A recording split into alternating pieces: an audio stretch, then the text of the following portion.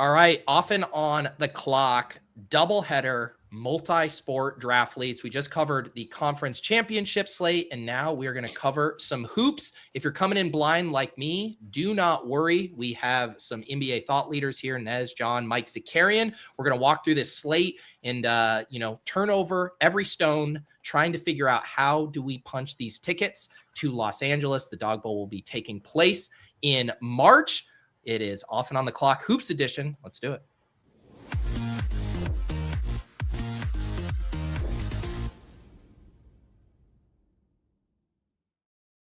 All right, Nez. I was going to say John. He's not here yet. Mike, welcome to the show. How are we feeling about this hoop slate? Good, guys. Good to be back. Thanks for having me. And feeling good. Looking forward to some more pain, baby. Looking fresh off a 2 top 10 finish, which on a normal slate would be awesome. And on that slate, it was terrible. Hey, yeah. I don't know if you know, Mike, there's the layup line, if that's how you feel about this. You can pile in there. That's how I can tell Pete's now read it like that football season is winding down, because my messages this morning were, hey, do you jump to the layup line at all? That's right, buddy. It's a bankroll builder. You got to get in there. Nez, are you feeling good here? I couldn't help but notice we are both in a Dawg Bowl draft right now as well. Yeah. I'm doing the classic multitask here, but I can basically like auto these right now. I felt really good about this slate last night as I was building out my layup line drafts. Which I need to give props to UD. Shout out to this new layup line where you get a chance to get even or get even worse. In conjunction with the Dawg Bowl here, a nice chance to kind of like soften the blow if you do happen to profit at all in the layup line. But overall, man, I feel pretty good. We've got some Q tags here that are, expensive Q tags. But we kind of like anticipated some of these that were coming. So it's not like too much of a shock, but overall, I think this is a really, really fun slate. I like this slate a lot, man. I'm looking forward to it. Hopefully, my results are as high as my confidence.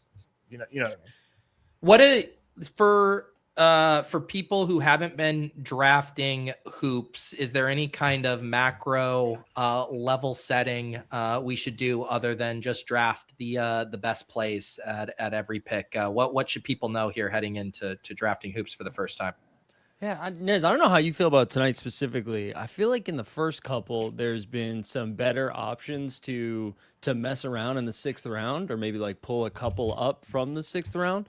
Sure. And I actually have been struggling a little bit with that tonight, where it feels like it falls off a cliff pretty quickly after about 3 or 4 guys.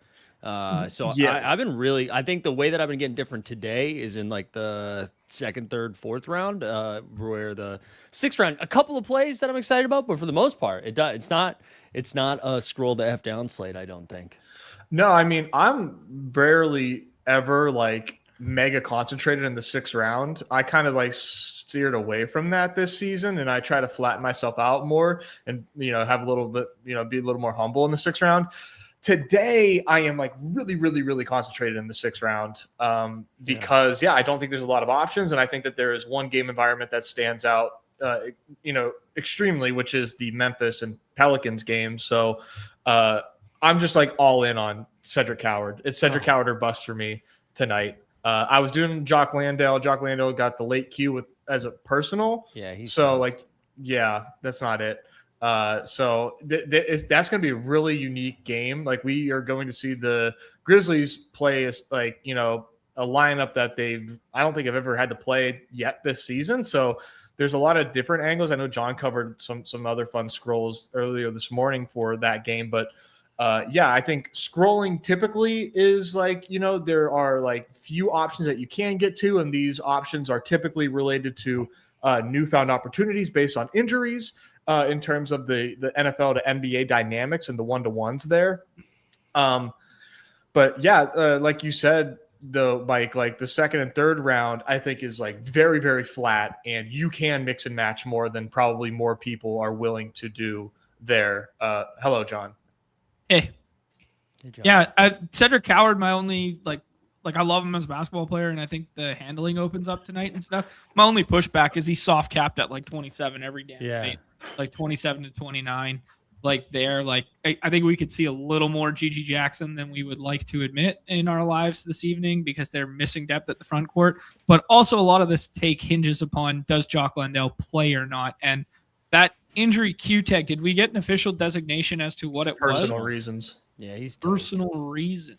Okay, then he's toast. That's a bummer because I thought that was gonna be my favorite one. I was gonna be all over that just because the minutes felt a little bit safer and Pelicans suck on the defense, like the interior defense. So that was gonna be so fun. And now, I mean, now we're out here looking at Jaren Jackson Jr. and that has only caused pain and financial ruin. So it's scary. You mentioned Nez liking one game environment above the rest. For those of us who are, stacking pilled in the NFL, how much does that come into play when there is one game environment you really like? How many players would you take from a single game? I think I would probably.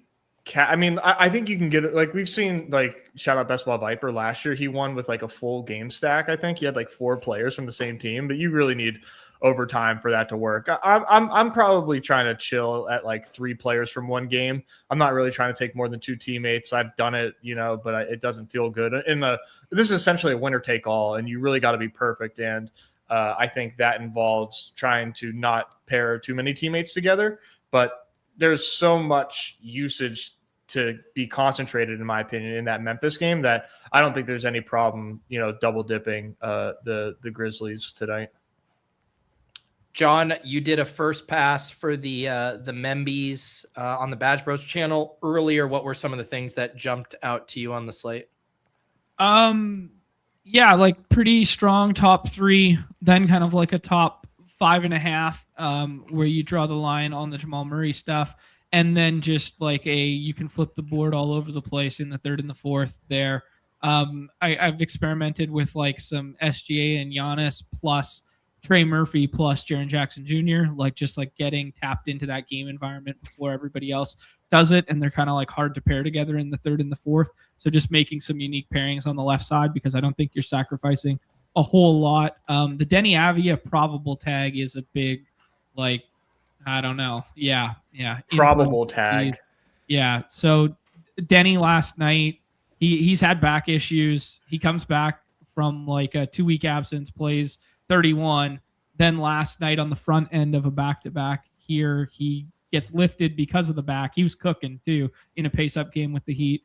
And then he gets lifted because of the back. And then the coach, Thiago Splitter, says, it was my decision to keep him on the bench. And yes, he's going to play. He says this in a presser last night. Yes, he's going to play tomorrow. And then they interview Denny at his locker, and it's like 5 straight questions about his back. And then he goes, are you going to play tomorrow? And he goes, I'll let the medical team take care of that. And we still don't have an injury report, official filing from them. I haven't looked in the last half an hour, so give me a half second. But nothing out yet for them. Yeah, no official filing from them. And he's a super high usage guy with trickle-down effects on the rest of that team. And that team yesterday came into the slate with 4 Q tags last night. So Drew, Grant, Time Lord, a.k.a. Robert Williams III, they all had Q tags alongside there's one other one yesterday. Who was the 4th one? Did you say Grant? Yeah, I said Grant. City, I think. City, yes. Thank you. City was the one who had the Q tag coming into yesterday as well. So a lot of up in the air here where we could, Shaden's value would spike. Klingen's value presumably will spike because Time Lord's not going to play in a back-to-back in my estimation. But yeah, I don't know. So if Sharp and Klingen are already getting drafted in most, are you kind of free rolling the upside of Denny? Or is this, do you think ADP baking in the doubt of Denny playing, or is it just free upside taking these guys and they already project decently? I'll let someone else answer the question. Mike, what do you think on that? I think Sharp could jump up a little bit. Like I think I could see Sharp, especially with the Denver confusion, and like Peyton Watson is somebody that I could see falling back down. Like if he doesn't play, I think obviously Sharp would jump ahead of him. I could see Sharp jumping ahead of Pritchard in that range too. Klingen, I think I feel like Klingen is a smash. I feel like he's supposed to be going in the 5th round. I'm just gonna keep taking him too, but I'm also a Denny sucker. I'm just taking him. I've been taking him as high as 7 a couple of times early on. I think he's going to go, and the upside's just so high for him.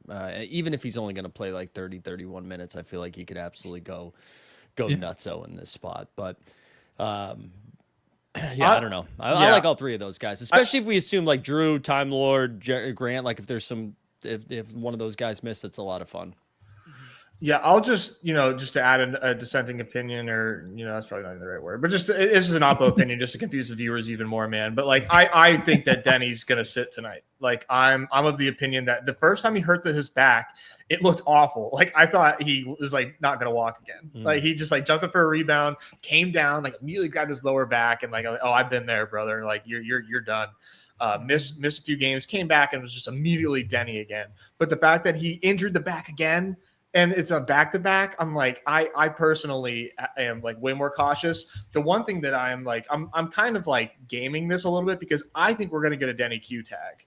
And when we get that Denny Q tag off this injury on a back-to-back, you're going to be able to get Denny with Luke, with Shea, like very easily. I just did. Yeah. So like, real-time update right now, SGA Jamal Denny team.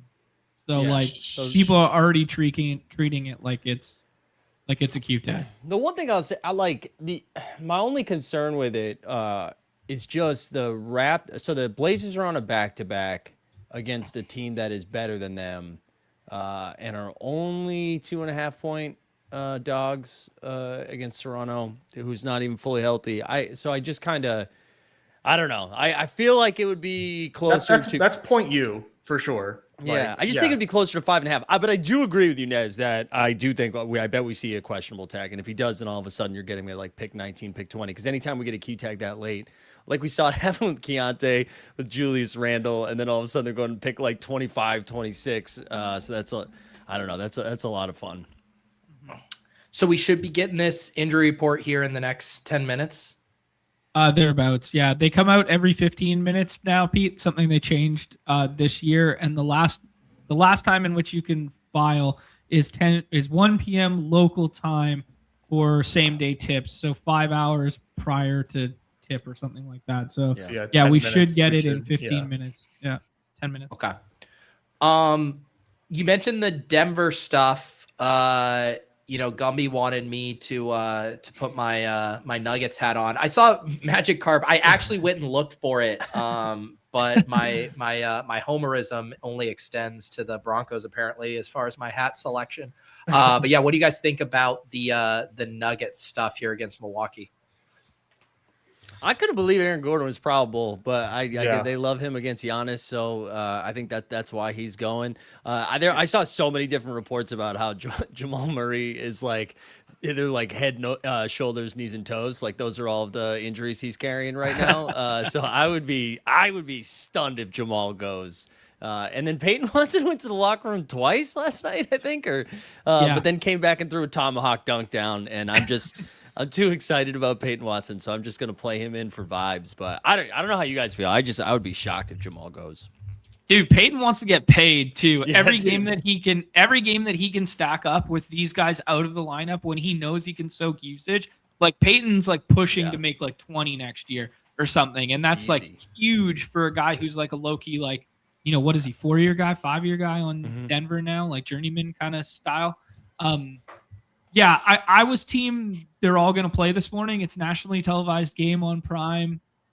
Jamal plays through everything. We joke about the laundry list, but it was like he was listed with like hamstring, then knee, then whatever. And now today it was the ankle. It was always the ankle, left ankle, left ankle, left ankle. And then to Mike's point, today is right hand hamstring and left hip inflammation. So these are two new designations that we haven't seen yet, but they're all falling in rooms, and Gordon's rising with the probable tag.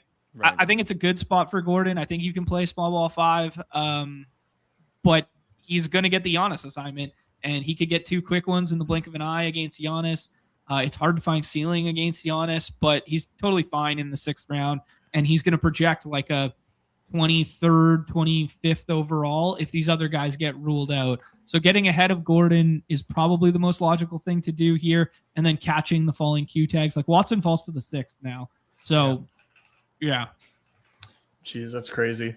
Yeah, I mean, you guys did all of the, the heavy lifting there. I'll just say I think I think the Nuggets are just going to be full go here. They're playing really well. I think they're just going to try to beef up their standings as well as they can. And I'm taking these falling Nuggets in rooms for sure moving forward. All right. All right. I will just once again reference Vegas one more time. I think this one opened up at 5.5 and has moved to 7.5. And that's the Milwaukee Giannis. I've taken 11 shots in a game. Bucks being favored by a touchdown, which is a little scary. But that could just be the injury report came out and then people started betting. So, right. That is scary, though. That is definitely scary because it was a little Windhorsey this morning when it's like, yeah, sure, it's second night back to back. But the fact that they were 6.5 or 5.5 or whatever this morning was kind of like, oh, that's some big movement. Now 8.5. So, wow. Yeah. Just because we said that, I think that. But I guess, would you say the line, obviously, if you get the Murray swap at 7, that hurts. But the Watson Gordon prices, like the swap isn't that bad. Yeah. And like you were saying, Nez, I mean, if you're getting, Jamal at like pick 13, 14, 15, like, yeah, sure, wheels up like that. Absolutely. I think like the 7 to 10 range is pretty tough for him right now. Yeah, no, everybody's letting him fall past that. I will say there is one clean swap though. What do you, Kenny Pickett? Yeah, are we gonna play Jalen tonight? I mean, like, I'm down to play Jalen tonight if you get a clean swap. Like, I don't respect the Bucks like that, and I don't really respect Ryan Rollins on ball either. Even though John being on a guy without an ADP, that sounds pretty on brand for you. I mean, he'll play a boatload of minutes. Yeah. Are there any other Q tag dominoes besides the Portland and Denver stuff? Not as far, not like expensive ones necessarily. Like you said, like we're anticipating a Denny Q tag, and then in the late round one is just Jock. Jock with the late Q tag was a bummer. Can I give you one more here for my own little homer take? Yeah. So if Kata ends up missing, and the Celtics throw Amari Williams into the starting lineup. I'm not saying draft Amari Williams, but if you want to get weird with some swap action, because everyone's going to be like, oh, Luka Garza season. They've got Amari on the two-way up from the G League. He's putting up 30-point triple-doubles in Maine. They like to play through him, and it's against Brooklyn, who sucks. So I feel like there's a lot of path to minutes. Only if he's starting, I think that's fun, but they'll probably start Jordan Walsh at the 5, and we won't get it. But Mike, do you want to disclose that you're a huge Celtics homer and that these takes should be taken with a grain of salt? Yeah, well, Pete, listen, if you're doing a better job hosting, you would have known that I led with that I said. No, I think people need to be reminded, just like when I bring up Jarrett Stiddy for the 19th time.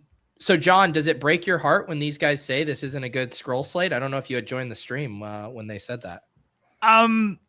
I think on the surface it looks like a bad scroll slate because there's not a lot of contingent Q tag stuff that you can hedge in the back of drafts. And I think it looks like a bad scroll slate because all of these guys that are like in the Memphis game are all like a band of projection that's like 3 points higher than the rest of the pieces. So it's like, oh, can't go there. Right. Like, so I get the sentiment. It does hurt my heart a little bit, but I think there's like some interesting like ceiling spots in the back that like don't go drafted like every single time. Do you want to do, I don't, maybe like if this is a good time or not a good time to do that, but when we did, which slate, I forget what slate that was. Maybe it was a wild card slate. We kind of just went through like each game and talked how far we would scroll. Should we do something like that for this? Because I think that might be, because it's not like there's a ton of options per game. Yeah. Where do you want to start? Well, just by looking at unabated, the first game here would be Pistons and Rockets.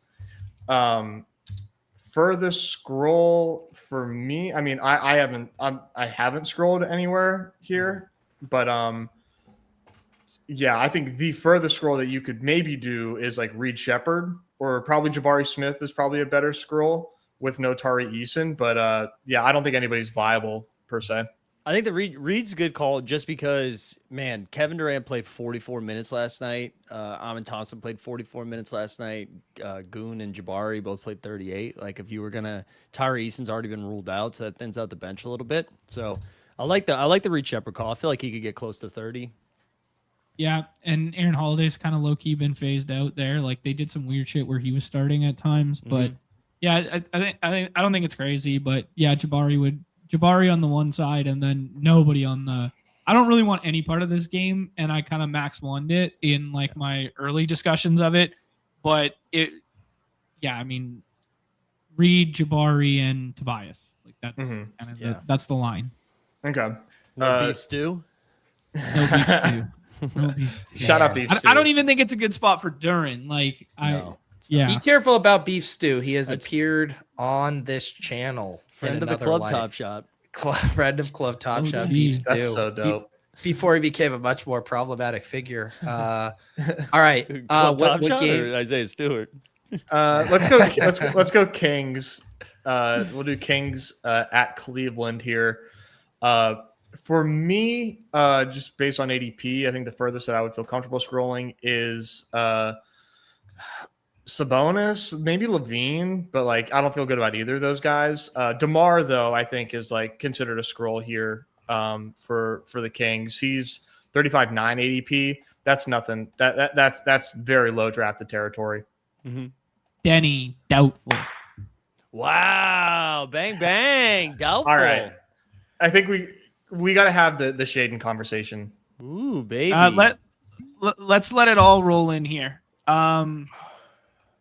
Okay. Time Lord Q Tag, Drew Holiday available, Jeremy Grant available, Duop Reith Q Tag, Denny doubtful. Wow. Okay. Man, I wish they just ruled out Time Lord. I don't just get him out of the way, man. I think Klingon is still fine there, but he's just in a much better spot if there's no Time Lord. Yeah. And then, Sharp should run around, especially if that's like Emmanuel Quickly defense.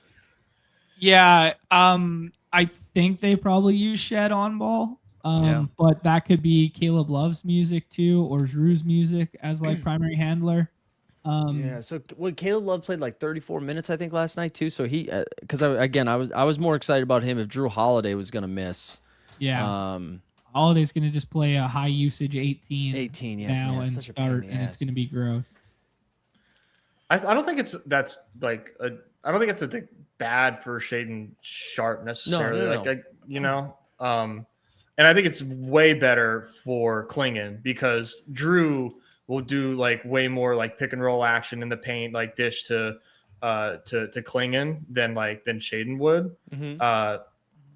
So pretty good for, I think, everybody that Drew is going to tough it out and play 20 tonight. Jeremy Grant one is like annoying, but I don't think he's going to play all that much. That doesn't matter. So Shaden ADP for me, man, is like 20. Well, yeah, Shaden's going to move. Like Shaden's moving 5 spots, but yeah, let's play the game, Pete. If you bring up ADP Cleveland? Like around there, like okay. Yeah. Oh, you want to go to the sorry. Yeah, just play the Shaden game for a half second here. Shaden over Quickly, yeah. Shaden over Russ, yeah. Yep. Onyeka versus Big Mark Dub. For me, yes. Yeah, that's probably Okay, Michael Porter Jr. is mispriced. What do you think? I would take him over MPJ. Okay. Yeah. So it's close. Yeah, and then Duran's like projections don't like Duran. We'll see what Unabated says, but like, do you guys like Shaden more than Duran now? Yeah, I think I already had that. Okay. All right. So it's up to after Ingram, fair game. Yeah. Good. And what about Klingon then?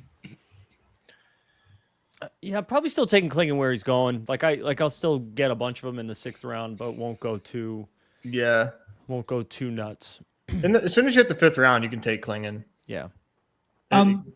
Sorry.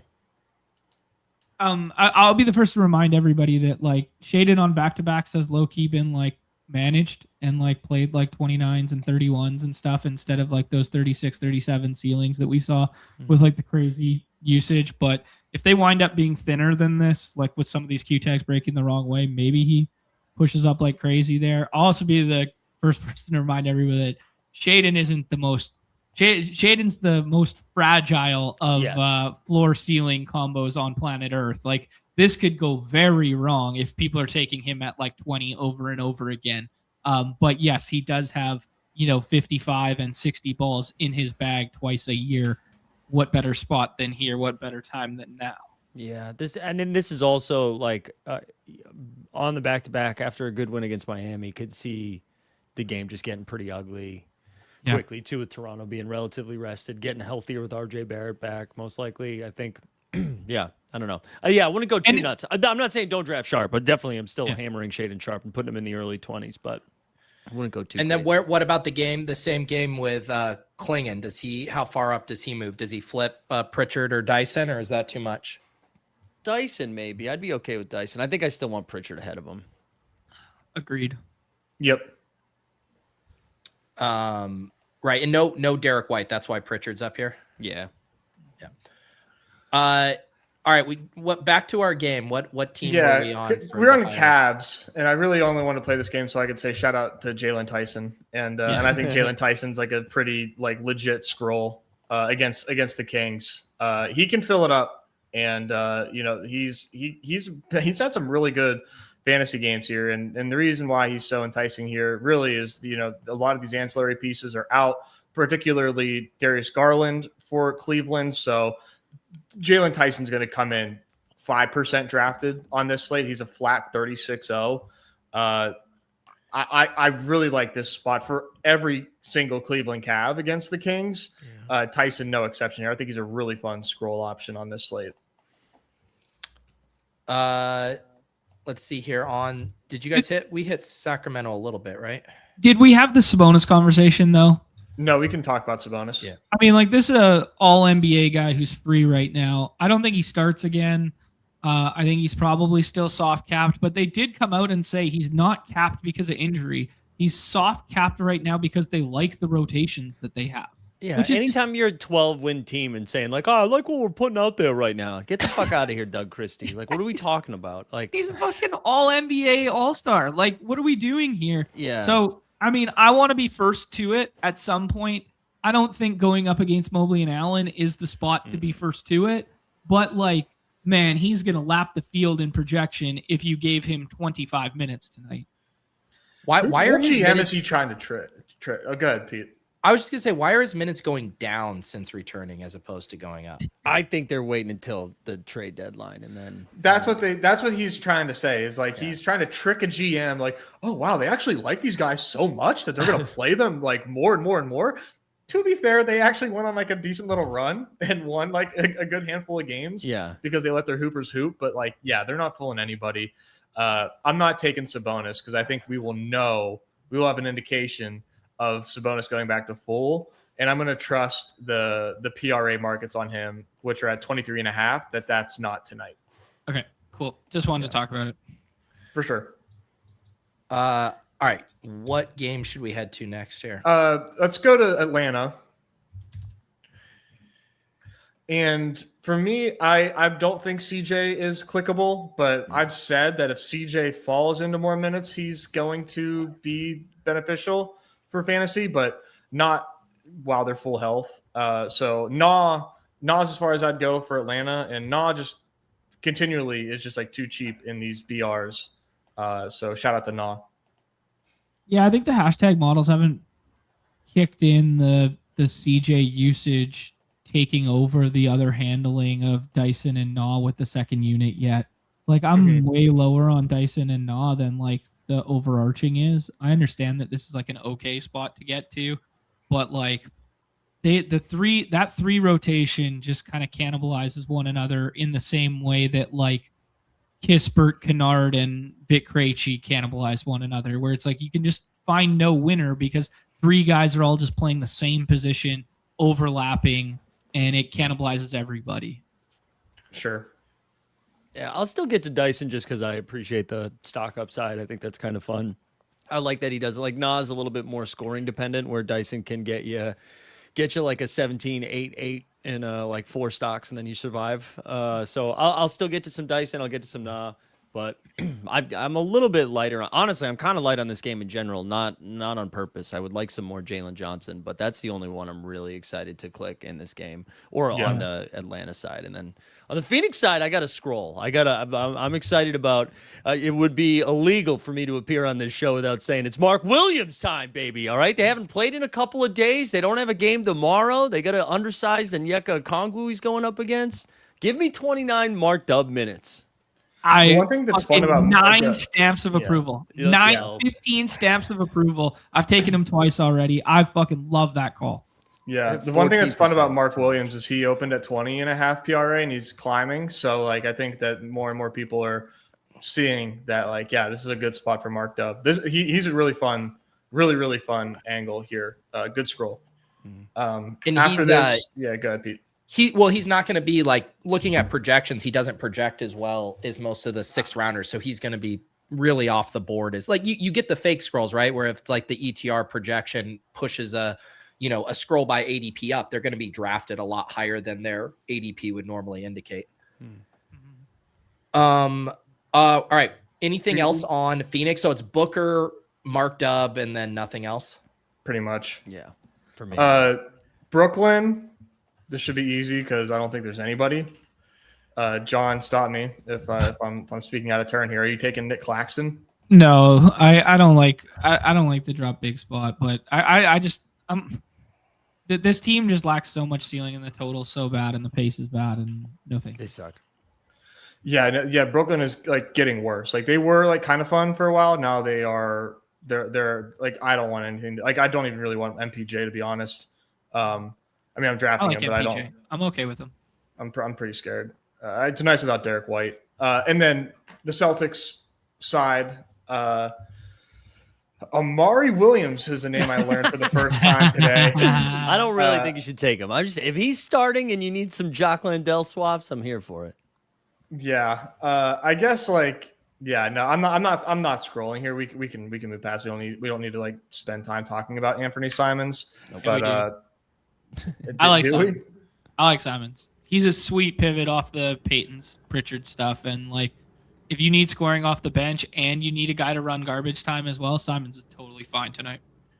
Okay. Yeah, no Derek White, but what's the deal with the Kada Q-Tech?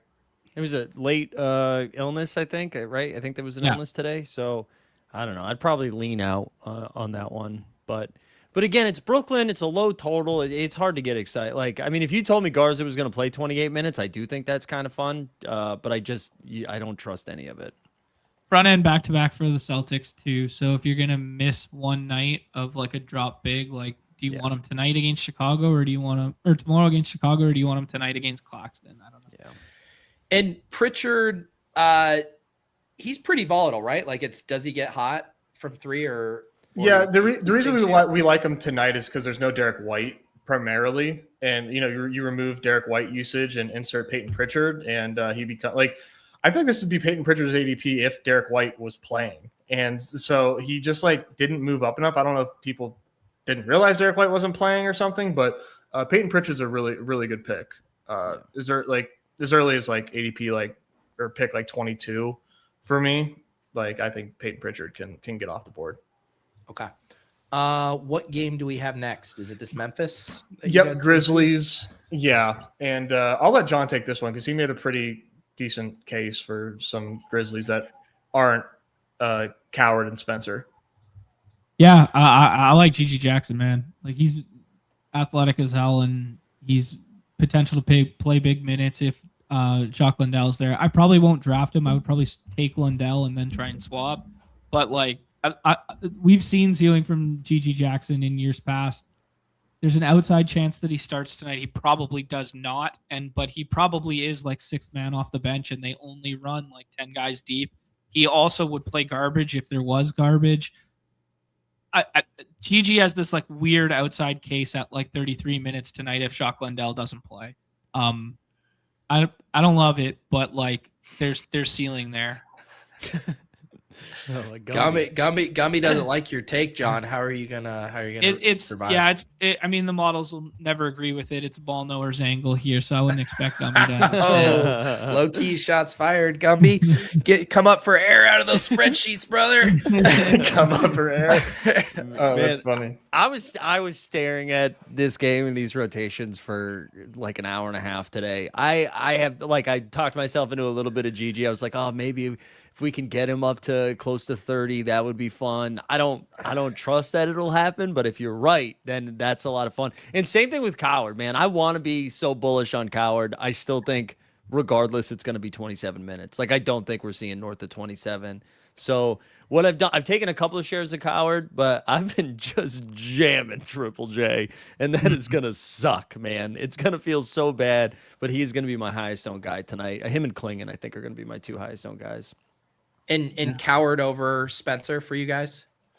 Spencer's minutes are way safer, but yeah, the ceiling of Coward is like just because he does a lot more. Like Cam Spencer, you're going to need him to do like his best Peyton Pritchard impersonation, but then also have like 6 assists with lead handling. Like we've seen ceiling from Spencer twice this year already in games where they've been missing Jaw, but like they just have more guard depth than size and front court depth right now. So I think you like the bigs here more. And the way you attack the Pels is with bigs. So anyone who's bigger, I like more than Cam Spencer tonight, basically. Okay. And then on the New Orleans side, what do you guys like? Why is Zion going in the 4th round? I mean, I think it's just projection. Right, like the projections don't love it, but I love it tonight, man. Zion, like this is one of the best spots Zion's had in a while. Like I know Zion has not been like the Zion that we've known and loved, in years past when he has been healthy. But yeah, I'm jamming Zion. I have him behind Trey Murphy, and I thought I was going to be so light on Zion, and I have a ton of it because he just continues to fall to like 22. John, are you surprised by Zion's ADP, or is it correct? I'm torn. I've been like the perpetual hater of like the whole mix of Bay, Zion, and Queen. And then when they go even bigger and bring in like Carlo and Yusmisi, that it's like all bad for Zion, basically. And that's why we've seen like a little bit of a step back. I like point Zion and like handling Zion. But if you throw Herb Jones back in the mix for like 31, like I don't think he touches it as much. Like not that Herb's like a huge offensive threat. He's just like a decent dude to dribble it. I've been team Murphy over Zion, but I do think the matchup favors Zion this evening. So he's going too late. That's undoubtable, but we haven't seen ceiling in so long that it makes me like queasy. I just think the spread is relatively close in here. We have a super high total, and we know, like I know you mentioned Queen and Herb, but like if the offense comes, it's going to come from Zion and Trey, and like maybe you'll get 20 points from Sadiq Bey, but it's going to be coming from those two guys. And there's no front court for the Grizzlies. Like we were just trying to, we're like, oh, maybe Gigi Jackson plays 30 minutes. Like Zion will kill him, and as long as he stays on the court. So I'm gonna keep taking him, but Zion might not miss a shot tonight. Yeah, it's just he's gonna be like his efficiency is gonna be absurd. And Memphis has nobody to get rebounds because Jaren Jackson Jr. refuses. Yeah, he's not doing it. Do you guys like Queen as a scroll? I'm worried about Queen's minutes. Yeah, Borrego's basically their coaches come out. He's kind of like, this guy sucks on defense, so it's hard to play him a lot. His minutes are all over the place. I think if Herb Jones were to miss, you could mess around with it, but they're playing like Looney minutes now. Eve's Missy. They're like, hey, does anybody want to trade for this guy? Look, he can play 20 minutes. So I just think those minutes are thin. Okay. Agreed, guys. I do think he has the highest ceiling though of like almost any 6th rounder. Like if he go ahead. If he falls ass backwards into like 35 tonight and there's not a big on the floor that can play him off the floor, Like, because he's been played off the floor every damn game. Even Jay Huff played him off the fucking floor. So, I mean, maybe there's not a lot of credence in my statement, but if he doesn't get played off the floor because of his size and the defensive stuff, and we were just searching for bigs on the other side, you can kind of make the same case and narrative that we made for Zion for Derek Queen, but he's like 3 rounds later. That's it. I mean, that is a good point. Like, if it's not going to happen in this matchup, then we can just write him off for the rest of the season. Question, and this is gotcha journalism. You guys said that you like this game above the rest, and yet its total isn't that different than a few other spots. Why does this one separate for you guys? Value, I think, is what it comes down to, and projection, and where we think the production is coming from. Like, these guys in this game project really well, and my confidence interval is really high. Also, Pete, what game do you see? Gotcha. What game projects for more fantasy points than, or for more points than this game in a total? Oh, I said close. Kings Cavs 233.5. Suns just a Hawks touchdown difference? 233.5. Tisk. That's bad faith journalism right there. Pete. This game is far and away the highest total. By just a couple of points. I mean, I feel like the Touchdown. chat thinks I gotcha. I think I gotcha. And you guys are just pumping and dumping this game, and I've seen it. You made John leave. John can't stand for this. He's Keith Stew now. The journalistic, FA stay. Yeah, no, the integrity is gone. The Pacers Thunder is for the scroll conversation. We don't really have to talk about. Well, John can talk about Jay Will, which like I actually think is like kind of a fun idea for the Thunder here. But like, what about, I'm gonna say Case and Wallace too. And I don't I just like no Wiggins, no Caruso, no J-Dub, no AJ Mitchell either. Like he's gonna have to be out there. I'm not saying we should play him. I have not drafted him a single time through like the 45 that I've done. But I do think he's gonna be out there for 30 plus minutes. That's what we do on the show. We just did it on the football one. We give all these really fun, creative ideas that we're not actually gonna do that much in our own drafts. Like take Austin Hooper, for example. I do think Jay Will's a good call, though. John talked about him early this morning behind the paywall. Mm-hmm. Yeah, Jay Will's a lot of fun. The only like hole I could poke in Jay Will is they have 3 bigs if they run the G Leaguers in garbage time, and he doesn't stay out there. And we love him when he gets the court to himself and feasts. Like he's going to start tonight most likely, but he's going to start at the 4 and whatever they kind of do that hybrid like him and Chet where it's like, you know, who's the 4, who's the 5, but he'll probably start at the 4. SGA is just going to have like a 42% usage when they're all out there. So like the one guy that could come off the bench and cook and play garbage time is Isaiah Joe. And that's like a cleaner path because now we have no AJ Mitchell and no Wiggins to like stand in his way. So like if you did like pick 36, pair like Jay Will or pair Isaiah Joe with SGA. So you're playing like SGA breaks the slate. He's the high scorer. They blow the doors off. And then you get the garbage time run guy in tandem with it. It kind of adds up to me, but it's thin. And I'd say Jay Will definitely has like the higher floor ceiling combo there, but the path for Isaiah makes more sense, you know? Okay. Yeah. I mean, it wouldn't surprise me. They're redacted plays, to be fair, though. Yeah. Yep.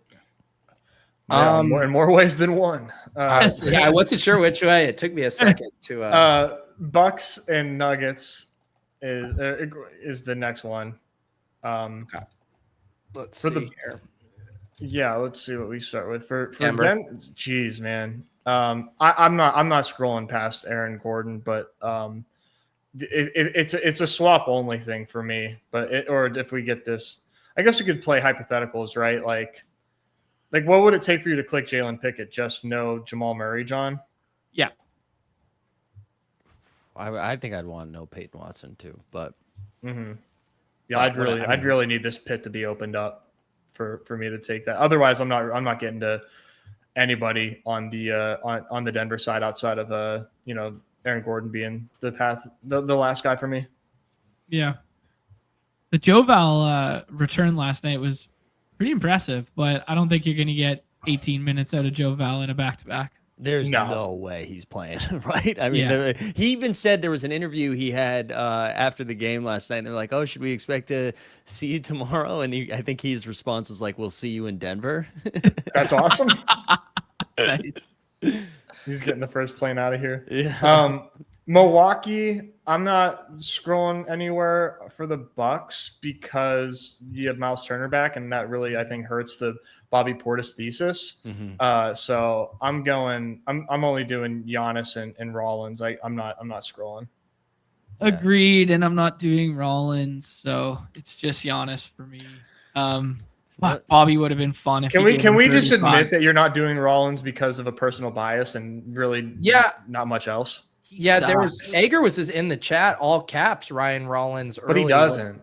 Every night he projects for 33 fantasy points with 35 minutes, and he just gives you like 20 fantasy points. It's the same shit. Is he the every Khalil time. Shakur of the? Oh my god, what a comp! Yes, Okay. what a comp. But like, I mean, you know, Khalil how Shakur- often has he played like with this lineup? You know, like this is. I'll hear you when like KPJ is like in the lineup, but they're AJ Green, Gary Trent Jr. questionable. I mean, really, like it's not even a question for you. Like you're telling people to draft GG Jackson, and then you're throwing up in your mouth over Ryan Rollins. Like, I just saying, man. Like, what are we talking about? My issue is with like he's just like always sharing the court with Giannis, and Giannis does so much on ball stuff now that it's just kind of like it's basically just point Giannis the whole time. Is it point Watching. Giannis? Because Giannis is saying nobody's passing him the ball. So I, Yeah, that's true. His quotes are crazy. what a psycho, dude. I'm so done with Giannis. I know we have to pretend like he has like good intentions when he's like going through this whole saga. It's so funny to me. Yeah, he's like, hey, Giannis, go get the fucking ball then. What do you mean no one's giving you the ball? What are you talking about? Go be a fullback. Yeah. Yeah. Anyways, we can move on to the last game, which is Toronto and Portland. We already kind of talked about Portland. So for Toronto, the Mamu stuff really depends on CMB, old Colin Murray Boyles there. I am kind of anticipating CMB playing, so I haven't taken any Mamu. And RJ, I just really hope RJ sits. But I'm not drafting anybody past IQ on this team. From what I was reading this morning, it actually sounds like that's going to be flipped, but I have gotten almost all of those wrong so far today. So maybe that means, but it did sound like like RJ was closer to being back tonight than CMB. Okay. But I think if RJ's back, we're talking like, 16, I'm not 16, like 22, 24 minutes. Like it's not going to be a lot of RJ. Yeah, I would if I was building out RJ projection, I'd put him in for 20 and I'd put him in as a starter. But yeah, like I mean, RJ was close last time out. Like everybody kind of thought he was going to go last time, and then we got like kind of out of nowhere in the middle of the afternoon, like rule out. So yeah, RJ just kind of comes in and cannibalizes it all for everyone else. Sandro definitely has ceiling in the last round. Sandro could low-key like cook Klingon. I'm not gonna lie. But you need him to have the large side of the 5 run there. So a lot of it's hinging upon Colin Murray Boyles there. Yeah. All right. Anything else here? Or should we draft some teams and see what it looks like in the lobby? Let's get in the lobbies. Let's get to drafting. I gotta get the Denny ownership down is what I gotta get. Take him out of your ranks because he's doubtful he's not out, and you will auto him. All right, here. Dog Bowl qualifier. So if you guys missed this, $15 entry. These queues are running throughout February and into early March. We probably should have led with this at the top of the show. I know the Badge Bros and Mike have covered it on their streams, but very fun draft experience out in LA. They're cooking up all kinds of stuff, going to a Lakers game, yacht party, all this good stuff there. So qualify and fly out to LA on Underdog's dime and have a terrific experience. The Pilot NBA one last year in San Diego was awesome. No idea if Gil and crew will be joining for this one, but they were hanging around with us last year. Anything else on the experience that people should know about? No, I think it's a pretty good synopsis. I mean, they roll out the damn red carpet every single time, and they keep leveling up. It's so beautiful. But there was a little tidbit. Josiah made a hype video about it, and he said members of the crew would be there. So there will be some members of the crew. I don't know which yet. So we will see. All right, there you go. All right, we are in a draft. Do you guys have a favorite slot to draft tonight? Obviously, there's the top 3 there by ADP that are kind of clustered. Is that a clear delineation for you guys, or do you not mind the back half? I like the back half. Yeah, anywhere from 4 to 6. Okay. Spicy. Wow, so Yeah, you I'm a like 1 that through better? 3 You guy like that tonight. better than the top 3? Yeah. Wow. So like Shea is obviously like the 101 for me. Giannis, I think, is just like we just talked about how frustrating Giannis is, and the minutes haven't been there. Like the matchup is soft, but like like Giannis is kind of in his own head. Jalen Johnson is obviously awesome, but like with CJ back, there is like some usage kind of being taken away, and I think he's just played a ton of minutes. And Phoenix isn't like the softest matchup in the world. Not to like talk down the top 3 picks; they're the top 3 picks for a reason. But it's just the pairings that you get, the 2v2s that you can get, like a Spida, Cade, Scotty. Like I'm running out Mobley because I have amnesia. But like I love Mobley tonight. Like I think you need like a Cav on every lineup. Like you need one on every lineup against Sacramento. Yeah, we didn't really talk about it, but I've been open to Jared Allen, which I normally am not, because Jared Allen I find so tilting because I feel like he puts up like 8 points and 6 boards in his first rotation, and then we don't see him again. But you're right. In this matchup, it is a lot of fun, so I'd be open to it. I'm kind of like the fact that Cade's still going 6, even though we know he's playing, and I know it's Houston and people are freaking out about Houston, but like about Houston's defense. But I mean, we've seen the Kings light up Houston. Dude, the Houston's way overrated right now. They're not even like we talked about. Like on paper, it's not a good spot for Jalen Duren, but like they haven't even been like rebounding is their calling card. They've been getting out rebounded by like the worst rebounding teams in basketball. So I just think that you can play teams against Houston with a pretty strong level of confidence. Tari's not out there. Steven Adams isn't out there. Like have no fear against Houston. What do you guys do? Are you taking Murray at 10 or do you keep pushing him?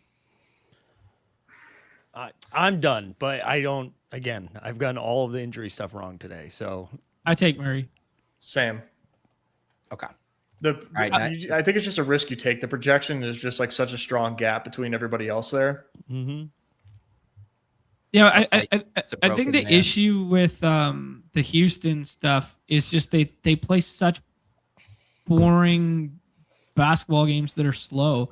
Like these games that they've played, like they needed overtime to get the opposing team to 122 last time out, but like 111 to 106, 110 to 105, 111 to 90. Like there's just not enough possessions and stuff to go around. Like even the Sacramento and Portland games that are supposed to be pace up for them, like they lost 111 to 98, 111 to 105, 103 to 102. Like there's just not, there's like 15 extra possessions and 50 extra fantasy points in other games. Yeah, and I agree with that, but to me that's more about the ancillary pieces than it is like when it's where Cade, where like the offense is coming from Cade. Sure. And I guess like the counter would be like, well, you're going to deal with Amon Thompson, so like maybe that's why. Are you guys Jaren Jackson here? Or do you you could have said that at any point in the draft, Pete. I probably would have said yes. Yeah. Okay. All right. Is that your favorite click? Like third round Jaren Jackson? Yeah, I'm going to get really hurt by Jaren Jackson almost certainly. But like so much lines up for Jaren Jackson, just to like lay it out. Most people know this, but like, you know, there's no John Morant, there's no Santi Aldama, we're presuming no Jock Landale. They're up against one of the best fantasy friendly teams in the NBA. Like if Jaren Jackson Jr. fails here, Discord is going to be popping. in a bad way.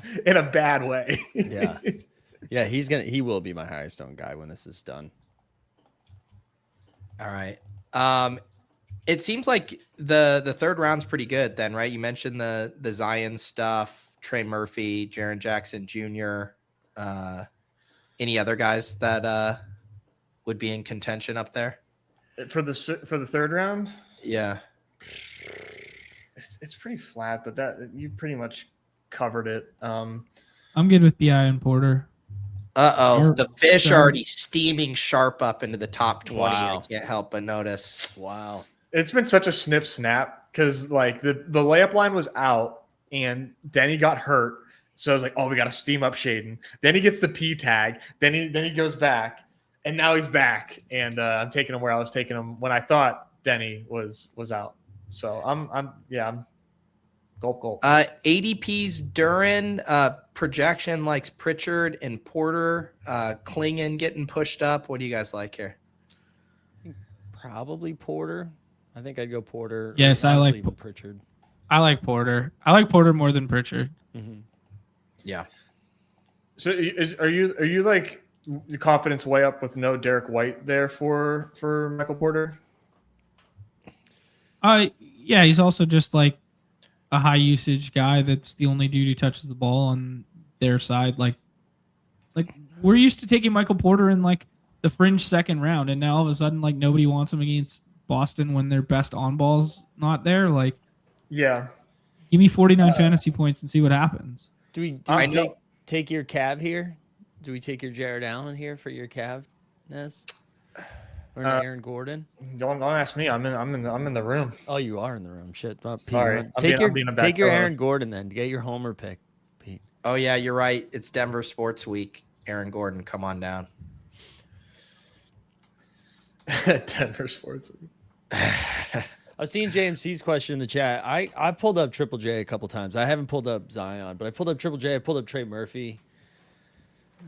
JCMC didn't watch the show this morning, eh? Were you pulling people up this morning? This was the meta. This was the alpha. This was the room shaker. And Nez, on the other side, that Cade Barnes is going to be chalk at that turn, right? Chalkish. Yeah, pretty chalk. But it's like, I think Hard like, to get away from. the move. Yeah. I mean, Murray was pretty chalk before the Q tag hit. Okay. So, but now it's chalk, and there's a lot more drafts to go. Do you think there's anything? Is there any other news coming on Jamal Murray, or do you think it'll just be a Q tag until final submit? Probably game time decision. Yeah, the way that, especially the way I've been running it, it'll be game time decision ruled in. Let's up, baby. That Keontae one yesterday, I mean that blew my mind. I could not believe he was going. All right, let's get a fun. Give me a fun scroll here for this final 6th round selection. Do you think you can come up with something, John? I think you'll get 2 stamps of approval if you want to play Mark Dubb opposite. I was gonna say John. that was the one we were getting excited about earlier. Yeah, any of those Grizzlies we talked about. I think Mark Dubb. Also, yes, I meant to bring him up when we talked about the Pacers. I do not want to play. You're perfect, Damari Williams here. Shut up. I don't want to play any of this team. I really don't. I'm not drafting a lot of Siakam, but good Lord, the ball is in Andrew Nembhard's hands almost all the time, and he's not getting drafted at all. I know, man. I'm looking through the unabated stuff that just came out. They have Nembhard like pretty decent projection. 31 minutes, so like not full for like a 30.13 that puts him like firmly in the range of Mark Dubb, Kada, Jalen Tyson, DeMar DeRozan. So like just as viable as that tier. Yeah. Okay. Do you guys have a... Oh, sorry. Go ahead, Pete. I was just gonna ask, like, how strong do you feel the 5th round is, as far as like how viable are two scrolls tonight? Are you sacrificing too much? No, you're not sacrificing anything. It's amazing. Scroll twice. Wow. Scroll twice without with Ryan Rollins being out of your player pool is wild. Yeah. Take Ryan Rollins out, dude. John, what would be your dream 5th and 6th round when you're factoring in ownership and ceiling and all of that? Ooh. You could do like a mini game correlation of like a queen Jock Lindell or a coward Queen Spencer. Like one of those little, like where everybody else plays JJJ and Zion and Trey Murphy. Like you cannibalize them by having them as the high scorers. But probably Aaron Gordon in the 5th and just pulling him up and then adding somebody else. I like the Mark Dub take. I think that's a good one. How about Kling Kong and Sandro together? Ooh, That's kind of fun. I think they a little bit of cannibalization of their ceilings, but it doesn't necessarily matter if the game goes, as game script, right? Mm-hmm. JB All at right. 2. Yeah, Jaylen Brown flipping the it. board the other way. get your guy. Very bullish projection on JB. I mean, JB did tell everybody that he's the best player in the NBA, but JB out projecting Jalen Johnson by a couple fractions of points. Same minute projection in the unabated stuff. So just comparing that and the ETR stuff. I mean, you can't believe that though, right? Like no one's feeling that, right? Except for What do you say that on Twitch or what? No, I don't even mean the best. I mean, just looking at projections, like I can't, and I love the Celtics. I can't knowingly take Jaylen Brown ahead of Jalen Johnson. Yeah. So in this spot, I mean, these projections have Sengun and Murray almost identical. Do you just take Sengun here and not take on the risk of Murray? That's what I would do, but Mobley went already? Yeah, Mobley just went. Yeah, I'd take Sengun. Yeah. The craziest thing I would maybe do is pull up Chet and just like Chet just goes nuts on the Pacers, given how thin the Thunder are and how good bigs have been against Indy all season. That would be like the craziest thing I could offer to you. Or just take Jaren Jackson Jr. right there. I mean, there's no rules. All right, let's see here. So Murray goes to the Giannis. So at this point, I mean, Mike, even being out on Murray, are you just going to hunt for unique combos with him if he keeps falling? yeah, like I'm in a couple now where I took him at 13 and one at 14. So if I can get him in the 3rd round, that's where I'll take Jamal. Okay. So there's the pull up with Jaren Jackson and Chet with Shea there. I don't And now- love Chet plus Shea. Amen, Zion, Trey Murphy. Who do you guys like here? One of the Pels pieces. Yeah. Yeah, I Trey. agree. I haven't done Zion yet. Let's do him. Nice. And it was an Ignore illness that last time out, so it wasn't like he was banged up.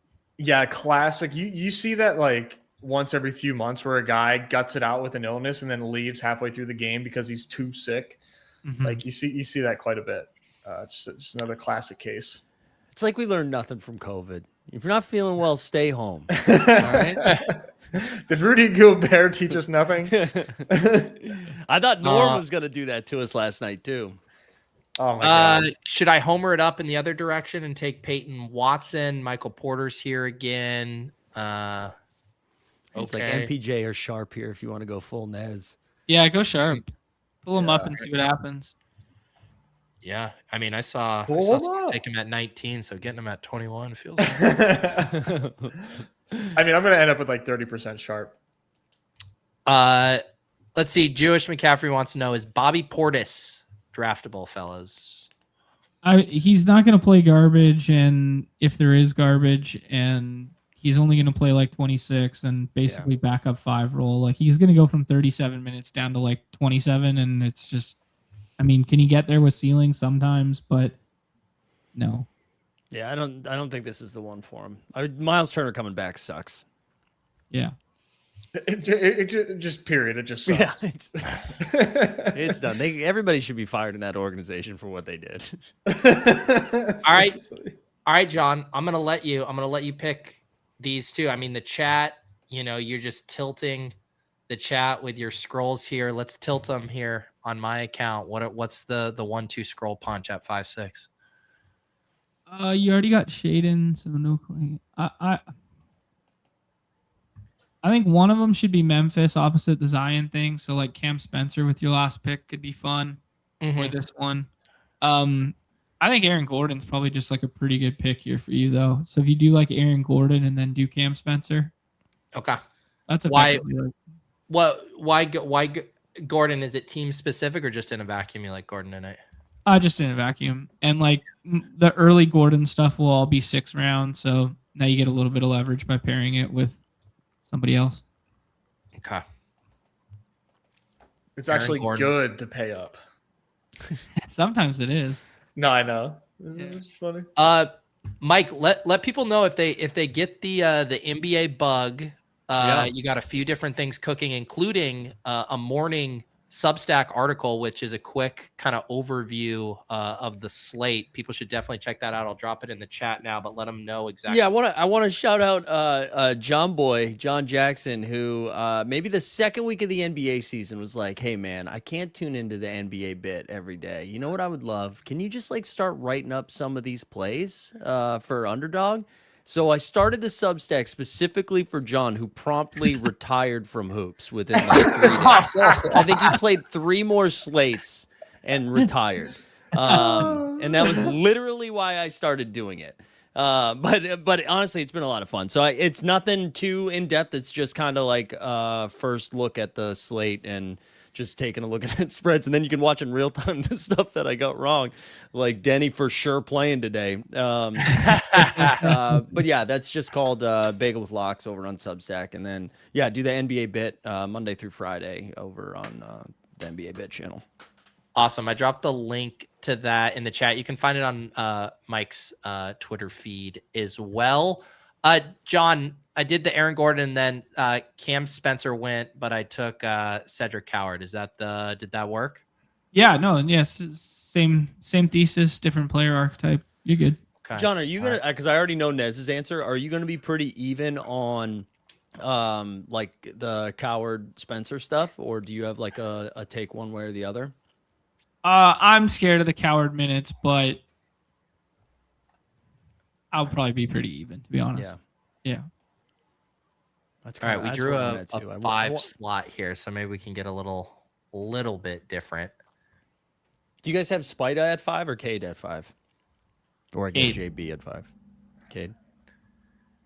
I have Spida, but I have no problem taking Cade there. Just without Garland, I'm just like trying to get that massive game from him. But Cade, you can get that no matter what with Cade. So probably better pick at 5. I'm gonna probably make a change there. Interesting to see unabated has Giannis 4.5 points clear of SGA with the same minutes projection. Interesting. So I was running really hot at 101 earlier today, and so for the second half of the day, have flipped and put Giannis at 1 just because I'm afraid to fully fade. And I do feel like we're either getting 70-point Giannis or 28-point Giannis. Like I don't think there's going to be an in between where he's either going to go nuts or just completely whiff. Nationally televised, mad at his teammates. Put up 65 fantasy points on Denver a week ago in 33 minutes. Yeah. 101 the rest of the way. Winky says Giannis best play on the slate. Go AZ Card wants to know what would be a realistic but dream GM start on this slate. Mike's not going to want to hear it, but it's eating the Jamal 2nd/3rd round whenever you can get it. I think is the only way to get there in terms of projection. Outside of that, I'm pro Jamal there. I really am. It was just like the 8, 9, 10 that I was having a tough time with it. And that's because you had to push Denny up. But yeah, I like Jamal. I think Jamal falling is pretty spicy. Even though I don't think he goes, you still got to do it. All right, let's see what we're going to do here from 5. You get the chalk top 3, and then I guess Jaylen Brown goes. So then this is the conversation you guys were having, Spider or Cunningham here. Yeah, and I think it's Cade. I mean, I had Donovan 5 for like all day, but Cade's been better than him all season. So, is there any pull-ups you would do on this side of the board, or is it just hard to get away from these combos past like Şengün and Mobley? I think you could totally skip past Mobley and Şengün. Okay. No, or not Mobley. I apologize. Murray and Şengün, not Mobley. So But, pair Mobley with Cade. In my opinion, yes. I've been doing that quite a bit. A lot of Cade, because I was getting a lot of Cade and Scotty, so then I wanted to mix in some Goon and mix in some Mobley. I'm really just so scared of KD. He's been playing so many minutes, man. Yeah. You're scared of getting beat by him or scared of him? Both. flopping? Like, I'm not going to play him, but I'm just scared. It's a terrible matchup, and he just played an overtime game last night. He's just been logging crazy-ass minutes. He's been awesome, but I'm a little nervous at that. I was actually surprised he didn't get a Q tag today. I think if they won last night, maybe he would have, but they've been playing pretty poorly. So at this point, would you guys say, knowing that he's falling a ton, like don't take Jamal in the second? Yeah, I mean, if you get a good read on it and you just want more combos, then right. Yeah, if you're really confident and you think Jamal is going to ball out, like by all means, man, like load up your plate and get your different Jamal combos. I'm going to be really cautious and probably wait for pick 11 and 12. Yeah. Well, and it's just hard too if you know those top 3 picks are going to be getting paired with Jamal to take him before that. Yeah. Yeah, you're really like that's just like confidence that Jamal Murray is like a top 3 scorer on the slate, and you just want all the different combos. Although apparently Jaylen Brown's going to outscore Jalen Johnson, so maybe you do need to take him there. Is that's your take? No, didn't we say that? I know. Like, no, don't clip this. You're a homer. Is there any other this contest locks, I think, 6:40 Eastern? Are there any, do you think we'll get any other relevant news before lock, or do you think things will be pretty static until then? Yeah, we probably don't get the Jamal news until game time, right? So that's going to be way after lock. Yeah, unfortunately, I don't think we're going to get too much concrete news before lock. Maybe we get, confirm no Jock Landale, but like we're all kind of already playing that. Mm-hmm. That would be it. So like, okay, yeah. If you're waiting for your Jock swaps, set them up. All right, similar spot we were in before. Travi forcing Denny in here. Amen, Zion, Trey Murphy. Are you guys just always taking a Pelican here? Yeah, I've been taking Trey in the spot almost every time. Yeah, likewise. Mainly because Zion falls. Like you can just take Zion with your next pick if you want. And do you have no problem pairing those two together? No. I know that total is so close to the rest of them, so I understand why you don't want multiple pieces beat, but I think you can take both of them. It's really disingenuous touting by you guys. What do you guys like in this spot here at 4-2? Zion does go. I keep going to BI here, but yeah, I'm BI. Okay. I think this is a fun spot to kind of like go off of the projection. That tells you not to take them. Yeah. Yeah, the BI stuff could age well too if you get no RJ, because you give him like a fractional bump and then all of a sudden he moves 4 spots. Like, you know what I mean? Like, yeah. But you guys want to know something interesting on the Michael Porter stuff?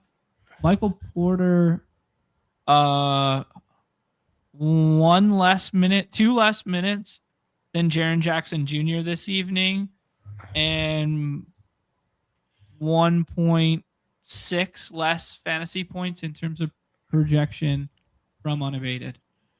Well, John, in NBA, 1.6 is actually a pretty big gap.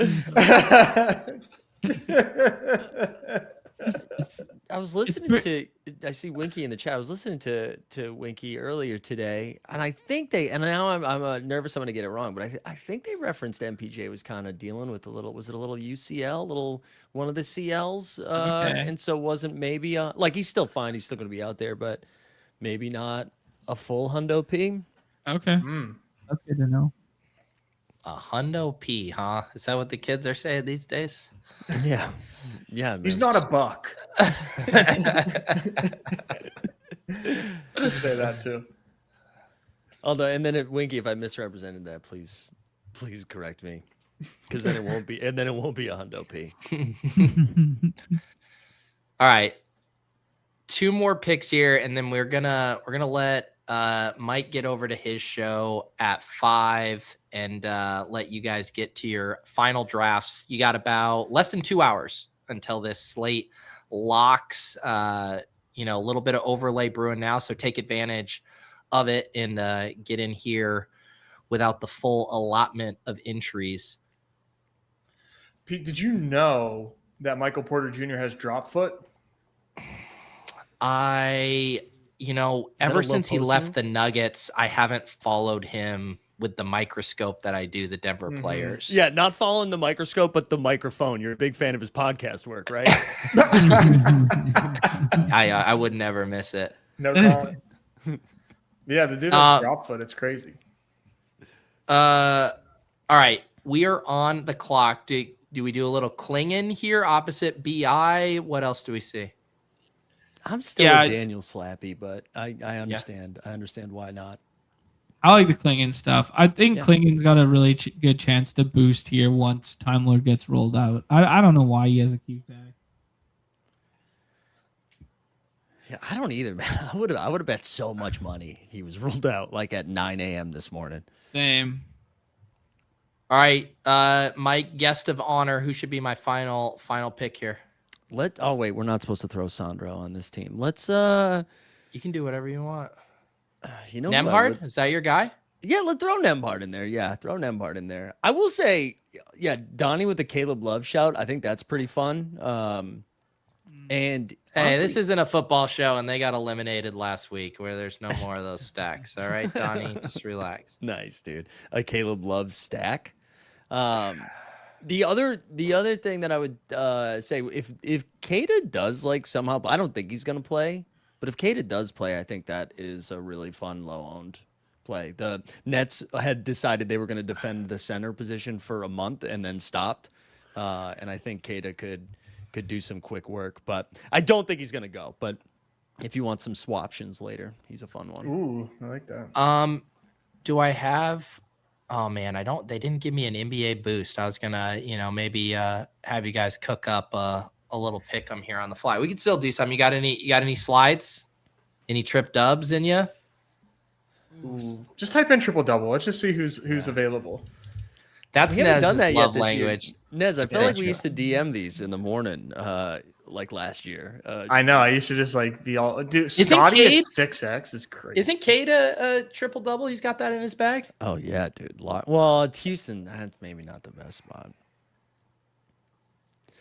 Cade Dyson. Gumby likes PP. Oh, what you slide PP threes? Yeah. Where do you get your ideas, Gumbo? The biggest projection versus ADP outlier. That's fine. Cedric, just type in Cedric Howard. Let me give you something with confidence. Yeah, just cook here. So the search function has been weird. You gotta click it again. It's killing me. It's been odd today. The Coward areas. There we go. You see those arrows by points, rebounds, and assists? Click those, and you're gonna see different numbers. Yeah, hit the down arrow. Till 38. How far does it go? How far does it go? That's absurd. It's absurd. I like Winky's idea too that we play the Giannis is furious and is just gonna go scorched earth right now. I respect that take. All right. You can slide Giannis fantasy points too, which is fun. Oh, can we slide fantasy points now? Yeah. Yeah. Maybe not Giannis, but you can. Let's see. So if you take him to 40 points, that's a 2.67 to get the equivalent for they let you go up to 69.5 fantasy points. So what do you like? 40 real points or 70 fantasy points? Probably 40 real. Yeah, he's got 12 turnovers in him if he's handling the ball that much. You don't want to be messing around with that. Yeah. You know what you can also do, Pete, at the same time? Can we can pair two stats for Giannis? How far can we scroll rebounds? Because he's also going to have zero resistance on the glass. I want him to go fully Jimmy You Butler, think like start yelling at this- his own team. This 164X doesn't even seem that crazy. So, Make him a Des, dog bowl in one- what do you one- what do you one want? entry. 10? I mean, how many rebounds? 13 and a half. Oh my God, look at this. All right, so Giannis is going for 40 and 14 tonight. That's the story you're telling? It's pretty easy. Yeah, I've seen the vision. Okay. It's never been Wait, clear. which projection? Yeah, you got both rebounds in there right now. Oh, oops. Yeah, that'll do it. You gotta get the points That'll back. do it. Yeah, need to get the points back. All right, that gets us to a 90X, a much more reasonable, realistic 90X. Really That's reined it in there. Justin's got a pretty good one in the chat too. That Peyton Pritchard like 4.5 threes to get plus money. That's not bad at all.